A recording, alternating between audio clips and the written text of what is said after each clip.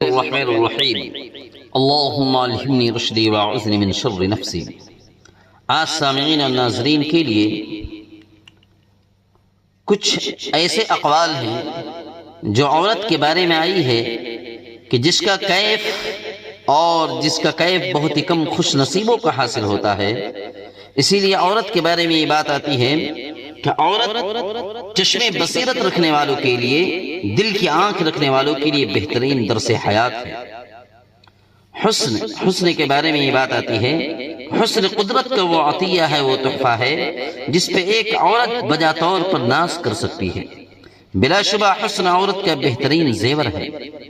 اسی طریقے سے فرمایا جاتا ہے کہ نیک خصلت عورت کی ایک ایسی خوبی ہے جس کی تعریف دنیا کا ہر ایک انسان کرتا ہے، لیکن ان خوبیوں سے کہیں زیادہ عورت کی خوبی اس کی شرم و حیا میں ہے۔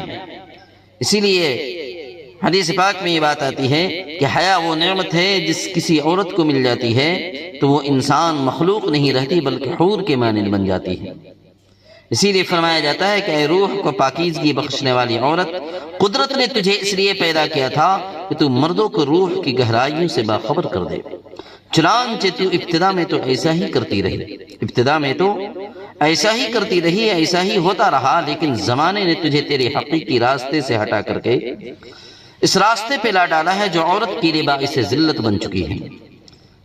آج پرفتن دور میں باعث ذلت عورت بن چکی ہے۔ اب صرف اور صرف تیرا وجود نفسانی اور جسمانی خواہشوں اور راحتوں کا صرف ذریعہ بن کر رہ گیا ہے۔ بہت ہی کم لوگ ایسے ہیں جو تجھ سے عورتوں سے روحانی فیض حاصل کر پاتے ہیں، بہت ہی کم لوگ ایسے ہیں جو روحانی فیض حاصل کرتے ہیں۔ اسی لیے فرمایا جاتا ہے کہ عورت اس انمول ہیرے کی طرح ہے جو خاک میں آج مل گیا ہو، خاک میں مل کر کے گرد آلود ہو چکا ہو۔ اسی لیے سب سے بہترین چیز دنیا میں نفع اٹھانے کی جو چیز ہے وہ المرأۃ الصالحہ فرمایا جاتا ہے۔ کہ حدیث پاک میں بات آتی ہے کہ بہترین چیز جو ہے فائدہ اٹھانے کی نیک عورت ہے۔ نیک عورت کے ذریعے انسان فائدہ زیادہ سے زیادہ حاصل کرتا ہے۔